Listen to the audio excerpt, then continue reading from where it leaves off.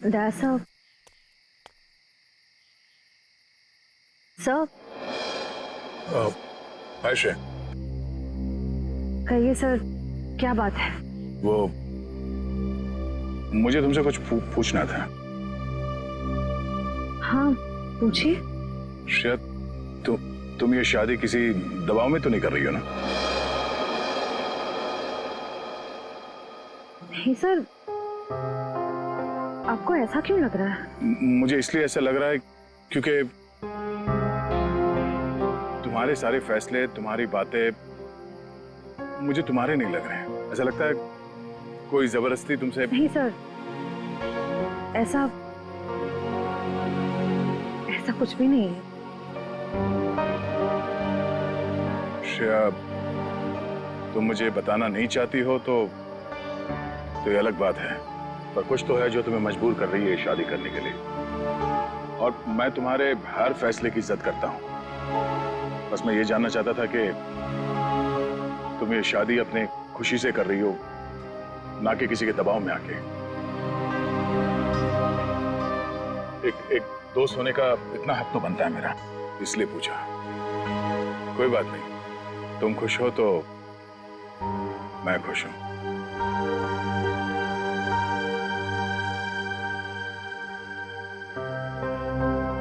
ठीक है, अपना ख्याल रखना।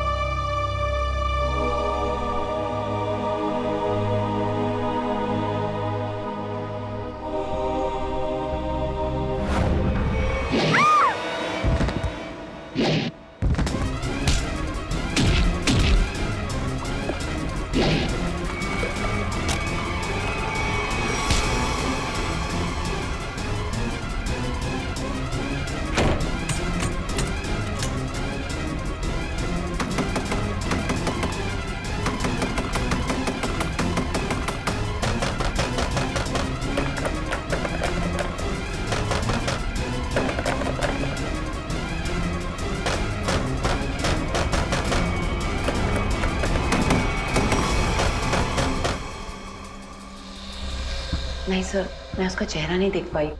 वो मास्क पहने हुआ था। समझ नहीं आ रहा है कोई मुझे क्यों मारने की कोशिश करेगा। सर, जब बिपाशा जी काफी देर तक चेंजिंग रूम से बाहर नहीं आई तो मैं चेंज रूम तक गया। मैंने देखा सर कि अंदर से कुछ अजीब सी आवाजें आ रही हैं। तब मैं अंदर गया, लेकिन वहां कोई भी नहीं था सर। बिपाशा जी बाथरूम के अंदर लॉक थी। आज कोई अनजान आदमी जिम के अंदर आया? नहीं सर। अच्छा sir, excuse me sir, CCTV footage check कर लिया है। मास्क वाला कोई भी आदमी अंदर नहीं आया, और जितने भी लोग अंदर आए वो सब क्लब के मेंबर्स हैं। अच्छा, कहीं कोई खिड़की उड़की से तो नहीं आ गया? हो सकता है सर। बिपाशा जी, ये बताइए कि आपकी किसी से कोई दुश्मनी या कोई अनबन? ऐसा तो कोई भी नहीं है।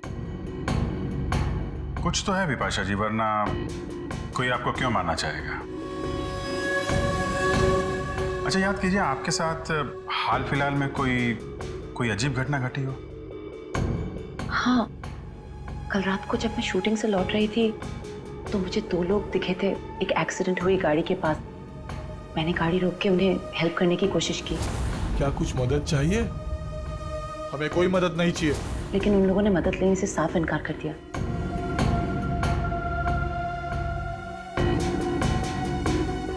आपको उनमें कुछ अजीब लगा? हाँ, एक के कंधे पे चोट लगी हुई थी और खून बह रहा था। और उन लोगों का बिहेवियर बहुत ही स्ट्रेंज था, जैसे कि वो कुछ छुपाने की कोशिश कर रहे थे।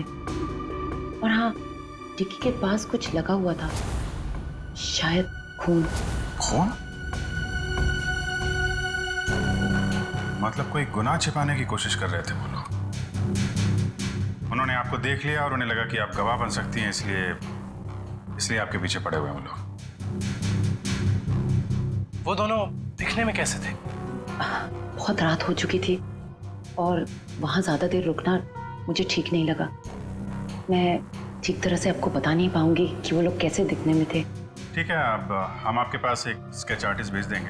आपको जो कुछ भी याद है एक रफ स्केच बनवा दीजिएगा उसका। जी। पाशा जी, आपको उस गाड़ी का रंग, मॉडल, नंबर कुछ याद है? हाँ, वो एक वाइट सेडान थी, लेकिन नंबर याद नहीं है। उन दोनों को एग्जैक्टली आपने किस रोड पर देखा था? घोरबंदर रोड, नर्सरी के पास। Excuse me। हाँ फ्रेडी, बताओ। अभिजीत सर, मुझे यहाँ चेंजिंग रूम के दरवाजे पे खून मिला है। खून? कहीं ऐसा तो नहीं कि विपाशा जी को हाथापाई के दौरान चोट लगी हो? विपाशा जी, आपको कहीं चोट लगी है क्या? नहीं तो एक्चुअली वहाँ दरवाजे पे हमें खून मिला है। वो शायद उस हमलावर का हो।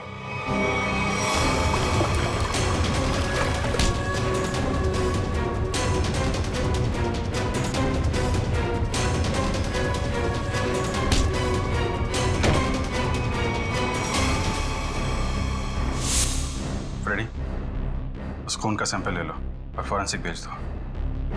वो खून शायद उस हमलावर का ही है।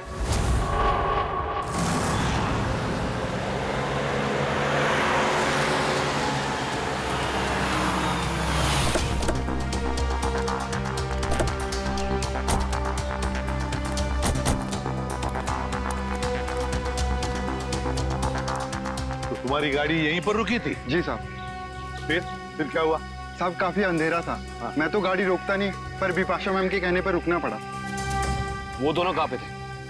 साहब यहीं पे खड़े थे, यहाँ पे। वहाँ? जी। चलो आओ दिखाओ। कहाँ पर? साहब यहाँ खड़े थे। यहाँ पर? जी।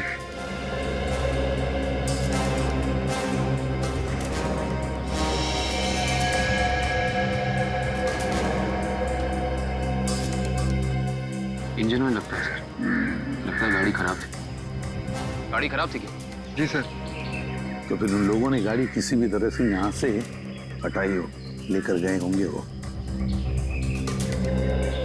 सर, ये रास्ता काफी सुनसान लगता है।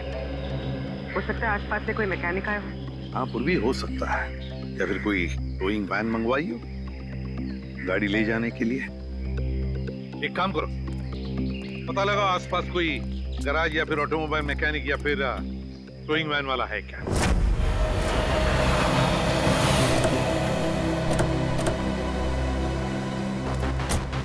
सर्कल टोइंग वैन ने घोड़बंदर रोड से एक सफेद रंग की सेडान कार को उठाया था।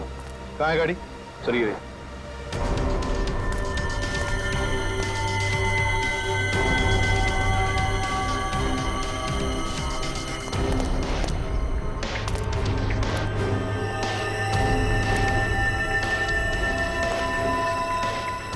नंबर प्लेट्स गायब है। काम करो, तुम और पूर्वी गाड़ी को अंदर से बाहर से अच्छी तरह से चेक करो। एक बात बताओ, टोइंग वाले के साथ और भी कोई आया था? एक आदमी था सर। वो आदमी दिखने में कैसा था? लंबा था, काफी बड़ी टोपी पहने हुआ था और काला चश्मा में। अच्छा, शक्ल तो देखी होगी ना उसकी? सर उसकी टोपी इतनी बड़ी थी और चश्मा भी कि पहचान नहीं पाया। रात में टोपी और चश्मा, चेहरा छुपा रहा था सर। हाँ,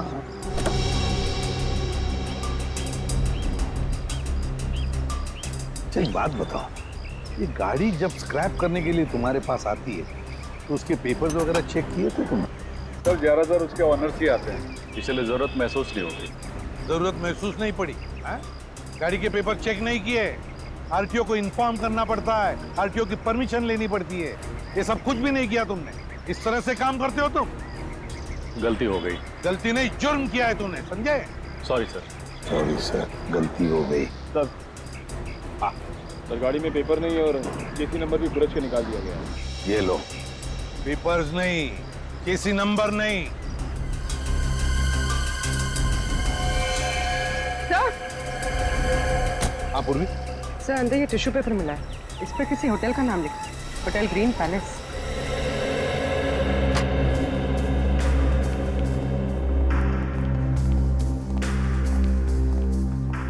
आप इस होटल के मैनेजर? Yes sir. देखिए, हम लोग सीआईडी से। इस गाड़ी को देखिए, ये गाड़ी आपके होटल के किसी गेस्ट की है। क्या आप जानते हैं इस गाड़ी के बारे में?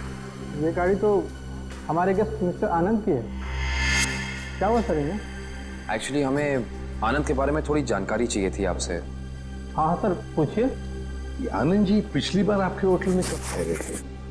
सर अभी 2 दिन पहले तो उन्होंने यहाँ से चेकआउट किया है। अच्छा, आनंद जी की कोई फोटो या आईडी वगैरह कुछ है आपके पास? हाँ सर, उनका फोटो आईडी है हमारे पास। तो गेस्ट की लिस्ट देना। ये रही सर मिस्टर आनंद की डिटेल्स। सर बिपाशा जी ने जो स्केच बनवाया था और इस फोटो में तो बहुत फर्क है सर। अच्छा, चेकआउट के बाद ये आनंद कहाँ गए हैं, उन्होंने कुछ बताया आपको? कोई खबर है इस बारे में? नहीं सर, हमें इसकी कोई जानकारी नहीं है। अच्छा, आनंद जी जब आपके होटल में ठहरे थे वो कमरा हमें चेक करना है आपका। हाँ सर, आप लोग कमरा देख सकते हैं, लेकिन वहाँ आपको कुछ मिलेगा नहीं। क्यों? क्योंकि सर हमने उस कमरे की सफाई करके किसी दूसरे गेस्ट को दे दिया। अच्छा, आनंद के कमरे को कौन सर्विस दे रहा था आपका स्टाफ मेंबर? जरा उसे बुलाइए। रौनक, आनंद जी के बारे में क्या जानते हो? आनंद साहब बहुत बड़े दिल वाले हैं। जब उनका बैग उनके गाड़ी के पास ले गया तो उन्होंने मुझे 200 रुपए की टिप दी, पूरे 200 रुपए की। अच्छा, 200 रुपए की टिप? हाँ सर। अच्छा, यहाँ से होटल से चेकआउट करने के बाद वो कहाँ गए? नहीं साहब, नहीं मालूम। चलो, कभी आनंद जी को किसी के साथ फोन पर बात करते हुए सुना है? नहीं साहब। याद करो, शायद कुछ सुना होगा, याद करो। हाँ साहब, और बाहर निकलने के बाद जब उन्होंने मुझे पैसा दिया तो उनके पास 2 लोग आए। अच्छा, क्या वो 2 लोग कुछ ऐसे दिखते थे? नहीं साहब, ये ऐसे नहीं दिखते थे। तो फिर कैसे दिखते थे? आनंद साहब के यहाँ काम करने वाले लग रहे थे। क्या क्या बातें हो रही थी इन तीनों के बीच में? आनंद साहब एक नक्शा दिखाकर बोले कि इस मंदिर के पास जल्दी जाना है। मंदिर के पास? मंदिर के पास जल्दी जाना है क्या ये चक्कर इस मंदिर का?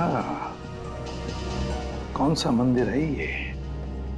पता लगाना पड़ेगा। एक काम करो, 2 दिन पहले आनंद जी का फोन रात को कहां पर था ये ट्रेस करो। सर, आनंद का फोन 2 दिन पहले इसी एरिया में ट्रैक किया गया है और तब से उसका फोन बंद आ रहा है। कर क्या रहा था वो यहाँ जंगल में? और सर, विपाशा जी ने जिन 2 लोगों को घोड़बंदर रोड पे बात करते हुए सुना था, रोड भी यहीं पास में है सर। अच्छा, हाँ, वो 2 जन ये पास वाले रोड पे बात कर रहे थे। इन दोनों चीजों का कोई ना कोई संबंध जरूर है, जरूर है संबंध। देखो जरा अच्छी तरह से। हाँ,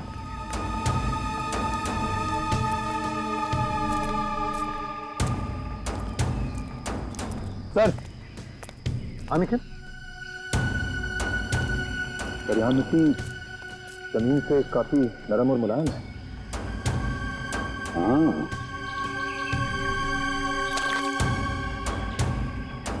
लगता है हाल ही में खुदाई की गई है यहाँ पर। सर, हाँ काविन, सर यहाँ पे जमीन खुदी हुई लग रही है। लगता है हाल ही में खोदी गई है। जमीन थोड़ी ऊंची भी है, अलग सी लग रही है। अच्छा, काम करते हैं, दोनों जगह खोदते हैं, देखते हैं क्या छुपा है जमीन के नीचे।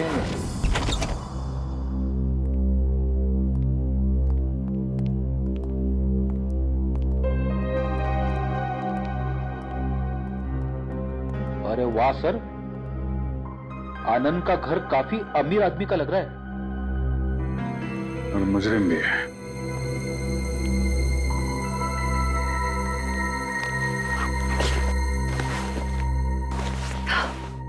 अंदर से शायद आवाज आ रही है।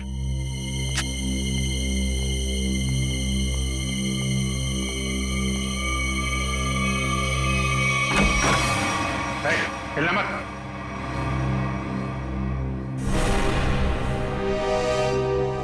कौन हो तुम? आनंद कहाँ है? मुझे नहीं मालूम। चोरी करने आए? मैं चोर नहीं, पुलिस वाला हूं। मेरा आईडी कार्ड।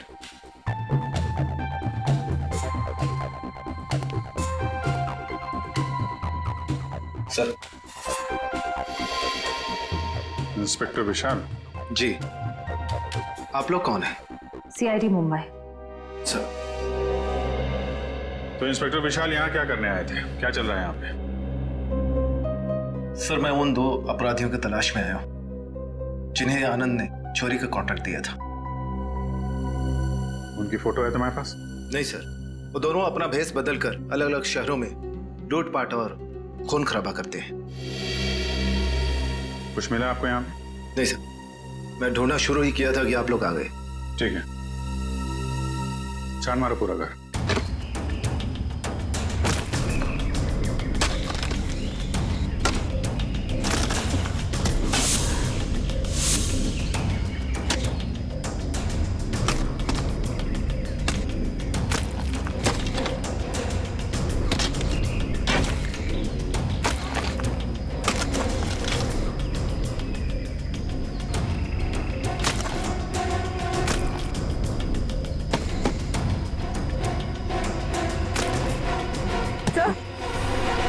सर हाथ।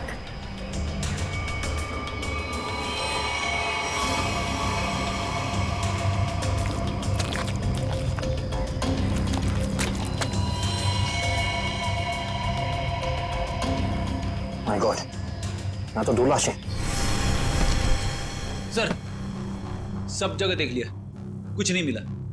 हाँ सर, ऐसा लगता है जैसे आनंद ने अपने पीछे कुछ छोड़ा ही नहीं है। कमाल है।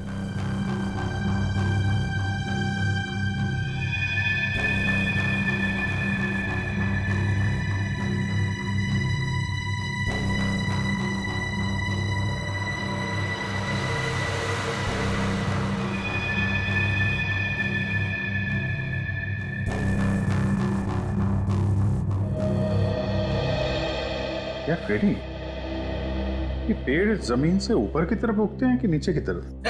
क्या बात कर रहे हो सर, पेड़ तो जमीन के ऊपर उगते हैं ना। हाँ वही मुझे भी लगा, लेकिन इस पेंटिंग में पेड़ नीचे की तरफ है। अरे हाँ, अरे पेंटिंग उल्टी लगी है यार, और क्या।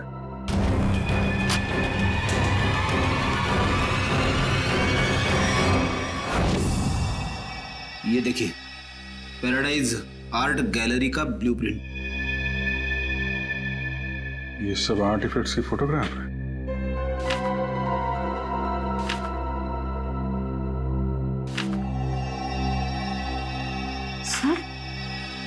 सर ये आर्टिफैक्ट, सर इसे तो कुछ दिन पहले सिटी म्यूजियम से चोरी किया गया था। सर इसकी कीमत तो करोड़ों में है। तो ये आनंद उन दोनों मुजरिमों से आर्टिफैक्ट्स की चोरी कराता है और कहीं बेचता है? जी सर। अच्छा सर, इस पे कुछ लिखा है सर। 15000001 केलवा।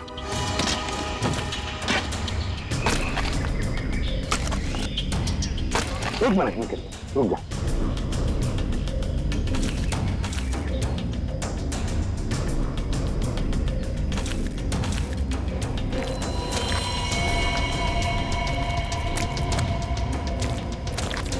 दो लाशें हैं सर।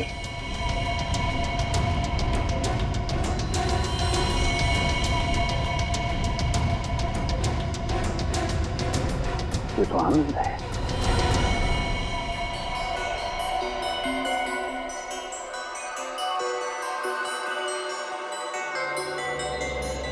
डॉक्टर साहब, इन बॉडी से कुछ पता चला? हाँ काविन, इन 3 लोगों को तो गोली से मारा गया, लेकिन ये चौथा, ये आनंद, इसकी कहानी कुछ अलग है। हाँ सर, इसके तो चेहरे और सर पे चोट के निशान थे। बिल्कुल पूर्वी, इसके सर पर 2 चोट के निशान हैं, 2 अलग अलग किस्म की चोट के निशान। ये देखो, ये निशान किसी भारी वजनदार चीज की वार से हुआ है और इसकी वजह से इसकी खोपड़ी टूट गई। वो देखो।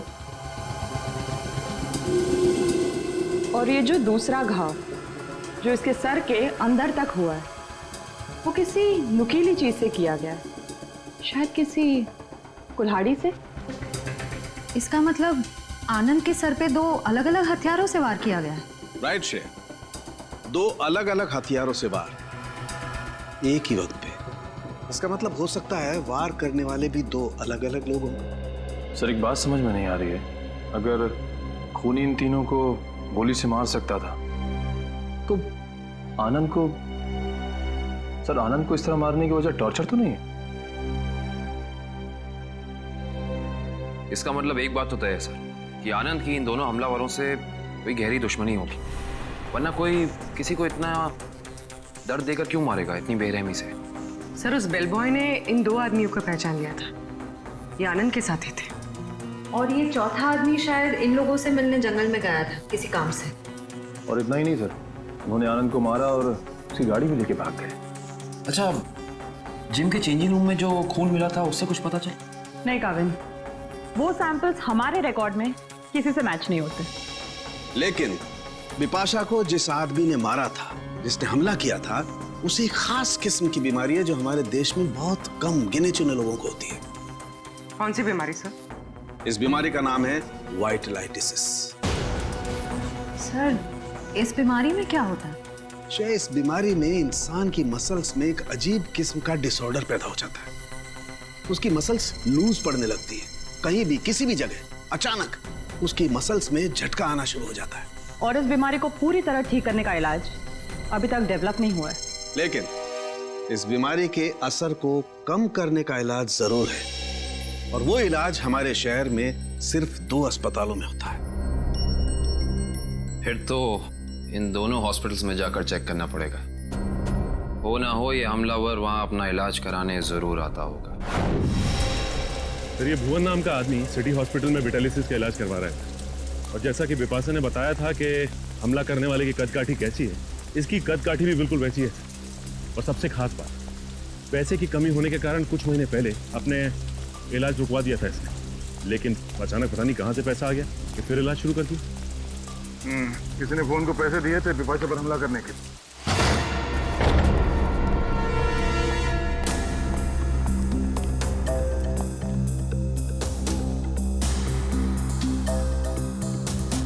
लगता है सर उसे हमारे आने की खबर मिल गई थी, इसलिए शायद वो निकल गया। रो भाग रहे।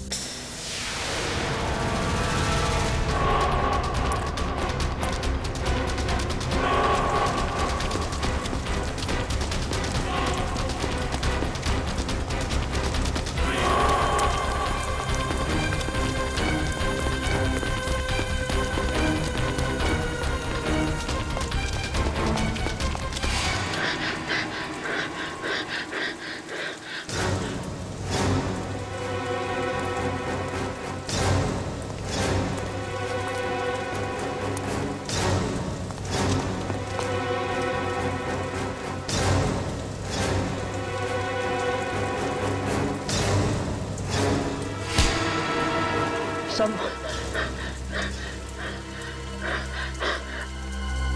मुझे क्यों पकड़ा? क्या किया मैंने? बिपाशा पे हमला किया तुमने, उसे जान से मारने की कोशिश की। बोल क्यों मारना चाहता था उसे, जल्दी बता। मैंने कुछ नहीं किया सर।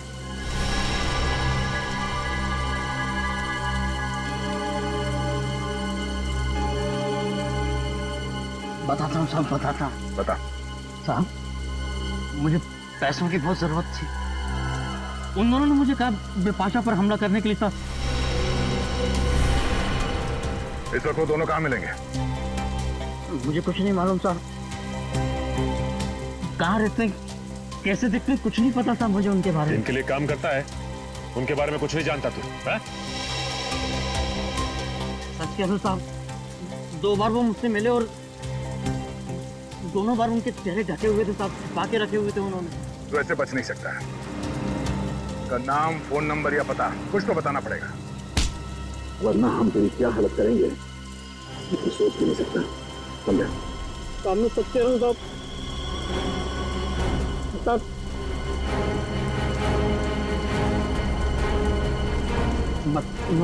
बता सब बताऊंगा।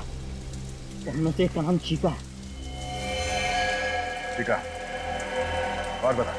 पिछली बार जब वो लोग मिले थे साहब तो दोनों बात कर रहे थे कि अब बच्चों तक पैसे कैसे भेजें। बच्चों के पास पैसा? भला ये मुजरिम बच्चों के पास पैसा ले जाने की टेंशन क्यों लेंगे सर? सर ये किन बच्चों की बात कर रहे थे दोनों? मतलब इनके जान पहचान वाले या वो स्कूल के बच्चे? ये किसी अनाथ आश्रम के बच्चे हैं। अनाथ आश्रम? हाँ, आनंद के घर से हमें एक चिट्ठी मिली थी जिसपे लिखा था केलवा 150001। केलवा ऑर्फनेज, शहर का सबसे बड़ा अनाथ आश्रम। लेकिन सर ऐसे मुजरिमों का किसी अनाथ आश्रम से क्या लेने देना? इस केलवे अनाथ आश्रम से क्या संबंध है ये तो वहां जाने के बाद ही पता चलेगा। मुजरिम? इंस्पेक्टर दया, ये मासूम बच्चों का अनाथ आश्रम है, यहाँ पे कोई मुजरिम नहीं रहते हैं। माफ कीजिएगा मैम, एक केस के जांच ने हमें यहाँ तक लाया है। हम सिर्फ ये जानना चाहते हैं कि आपके इस ऑर्फनेज में ये चीका कौन है? चीका?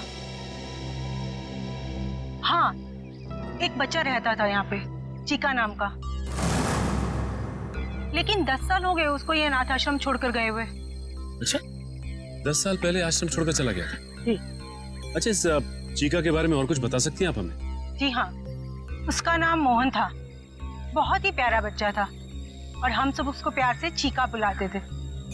सबका बहुत ध्यान रखता था, हंसाता था, खिलाता था। लेकिन एक दिन अचानक कहाँ गायब हुआ किसी को कुछ पता ही नहीं चला। आपने उनकी गायब होने की रिपोर्ट नहीं लिखवाई? हाँ, लिखाई थी, लेकिन उसका कुछ पता नहीं चला। अब तो वो काफी बड़ा भी हो गया होगा। मेरा दिल नहीं मानता कि वो मुजरिम हो सकता है। अब वो मुजरिम है या नहीं ये तो जांच के बाद ही पता चलेगा। हम ये जानना चाहते हैं कि यहाँ ऑर्फनेज में उसका कोई दोस्त या कोई करीबी है जिसके संपर्क में है वो अभी भी? हाँ, उसका एक दोस्त था, शेखर, लेकिन वो भी कुछ महीने बाद अनाथ आश्रम छोड़कर चला गया और एक चिट्ठी लिखकर रख गया था जिसमें लिखा था कि मुझे ढूंढने की कोशिश ना की जाए। सर, हो सकता है ये शेखर ही मोहन का पार्टनर, मेरा मतलब है चीका का पार्टनर। अच्छा, चीका और शेखर का कुछ सामान है यहाँ पे? और चीका का बैग? हाँ।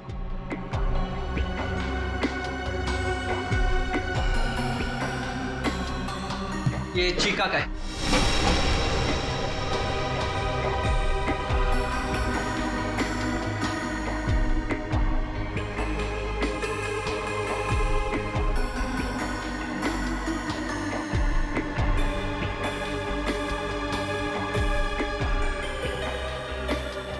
सर इसमें कपड़े और खिलौने के अलावा कुछ नहीं मिला। हाँ सर, इनमें तो ऐसा कुछ भी नहीं है जिससे शेखर और मोहन के बारे में पता चल सके।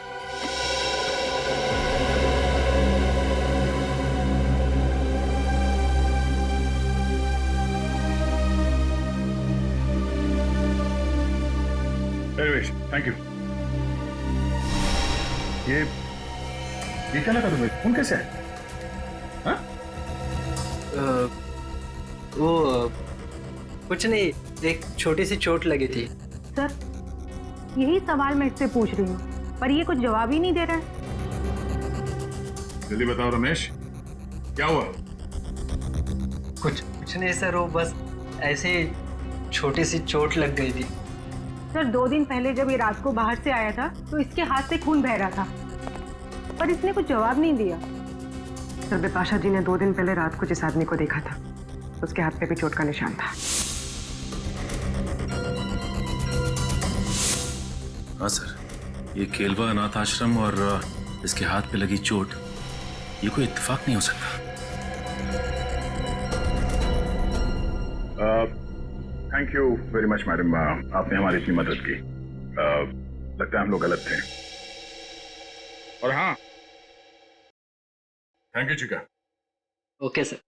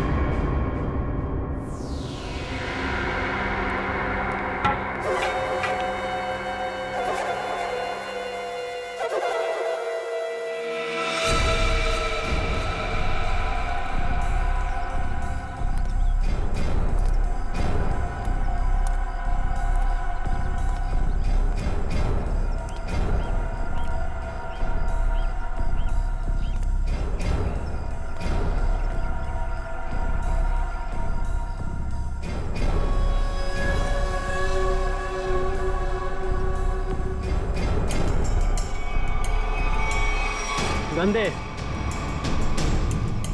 देख इधर।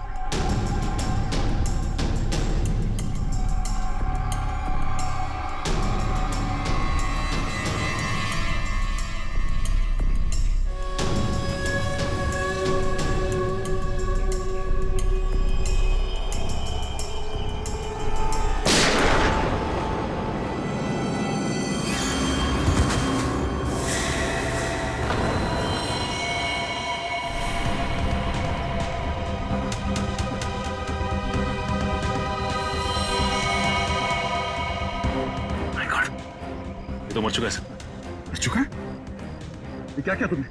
इसे गोली क्यों मारी? सर अगर मैं इसे गोली नहीं मारता तो सचिन सर को गोली मार देता। अरे तो इसके पैर पे गोली चलाता। सर मुझे जो समझ में आया वो मैंने किया सर।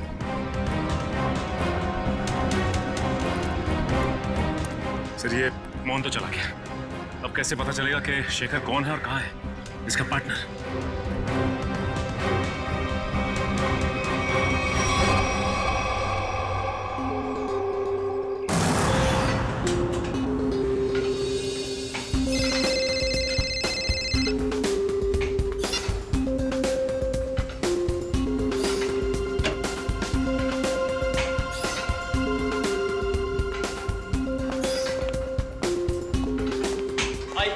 हाय। क्या फिल्म बनाई है मैम? अच्छी लगी तुम्हें? रियली सुपर हिट है। Thank you so much. Yes. Thank you. चलो क्या वर्कआउट हो गया आपका? हाँ हो गया, कुछ अर्जेंट काम है तो मैं निकलती हूँ। Okay okay bye. Okay bye bye, take care.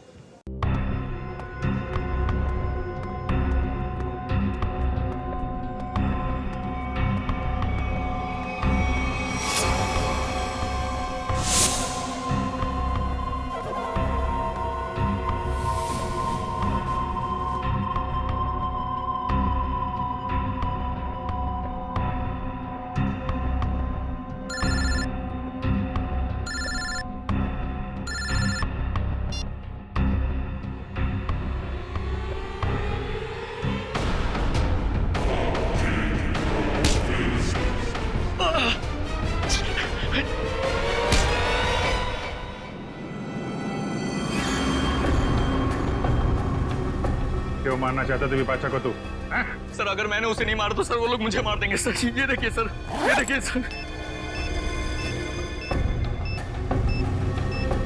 Sir मुझे बचा लीजिए सर, मुझे बचा लीजिए सर। मैं एक मिनट। ये बॉम्ब तो नकली है, कागज पे लिखा है सर 12:30। मतलब खूनी को हमारे प्लान के बारे में पता चल गया और इस आदमी को भेजा था हमें उलझाने के लिए। सर विपाशा जी की जान अभी भी खतरे में।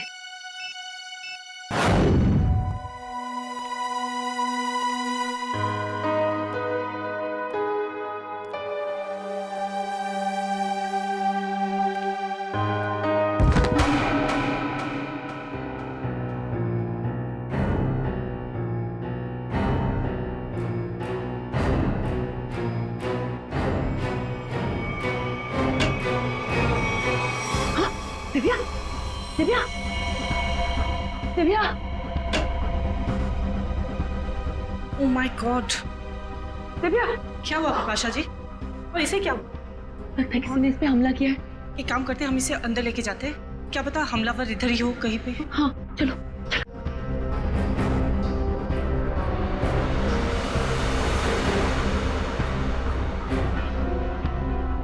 मैं सीआईडी को फोन करती हूँ।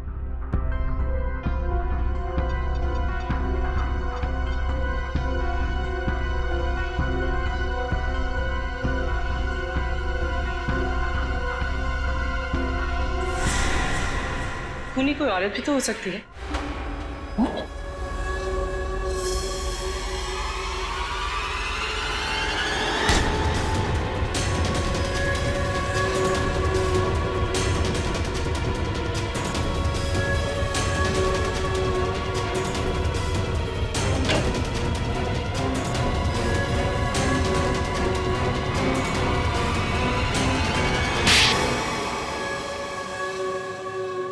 थैंक यू, आप लोगों ने मेरी जान बचा ली। थैंक यू तो हमें आपको बोलना है। आपने एक मुजरिम को पकड़वाने में हमारी मदद की है। सीआईडी की मदद करना तो हर नागरिक का कर्तव्य है, और आपकी टीम तो इतनी अलर्ट और जिम्मेदार है। विपाशा जी, आपकी आने वाली फिल्म क्रीचर के लिए आपको बहुत सारी शुभकामनाएं। आपकी फिल्म हिट हो और लोगों को पसंद आए। Thank you so much. हम सब लोग आ रहे हैं देखने के लिए। जरूर, थैंक यू सो मच। क्यों? वो खबर तो हमने जानबूझकर फैलाई थी कि बिपाशा को उसके ऊपर जिसने हमला किया था उसके बारे में बहुत कुछ याद आ गया है। मशहूर फिल्म अभिनेत्री बिपाशा को अपने ऊपर हमला करने वाले के बारे में कुछ खास बातें याद है। सीआईडी की टीम हिप्नोटाइज करने वाले विशेषज्ञ की मदद से उन्हें पूरी बातें याद दिलाने की योजना बना रही है, जिससे वो अपराधी तक पहुंच सके। इतना बड़ा धोखा। हाँ, इतना बड़ा धोखा। क्यों? तुम्हें क्या लगा धोखाधड़ी जालसाजी सिर्फ तुम ही कर सकती हो? हमें पता था कि मोहन का पार्टनर हमारे इस जाल में फंस जाएगा। वो जरूर वापस आएगा बिपाशा को मारने के लिए। वो पार्टनर है तुम, है ना? मैं और मोहन बचपन से साथ साथ बड़े हुए। हम दोनों एक ही साथ अनाथ आश्रम में पले बड़े। अनाथ आश्रम में साथ साथ बड़े हो गए, और किया क्या? गैर कानूनी धंधे। अपनी पहचान तक छुपा ली तुमने। आदमी बनकर लूटपाट और खून भी की है। हम दोनों फेस बदलने में माहिर थे। कोई नहीं जान पाया कि मैं लड़की हूँ। और फिर तुम दोनों ने आनंद और उसके साथियों को मारकर उनके पैसे और आर्टिफैक्ट्स चुरा लिए, और बड़ी आसानी से उन आर्टिफैक्ट्स की डील प्लान कर ली। हाँ, वो आर्टिफैक्ट्स हमने चुराए थे आनंद के लिए। उसके बदले में उसने हमें आधे पैसे दिए, और बाकी के आधे पैसे वो अनाथ आश्रम में देने वाला था, लेकिन वो मुकर गया। तो तुमने उसे मार दिया, आनंद को भी और उसके साथियों को भी। हाँ। लूटना, लोगों की जानें लेना, 4-4 खून किए तुमने। ये सब कुछ तो तुम्हारे लिए खेल बन गया था, है ना? तो अब जेल की सलाखों के पीछे खेल खेलते बैठना, दिन गिनने का, फांसी का ऑर्डर आने तक।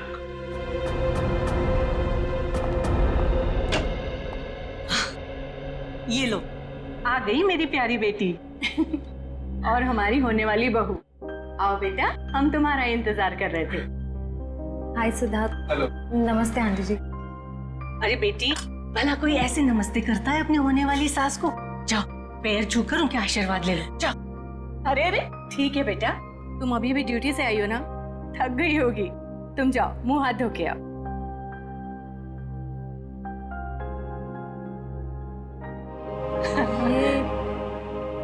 ये सब हमने तुम्हारी और सिद्धार्थ की सगाई का दिन तय कर दिया है।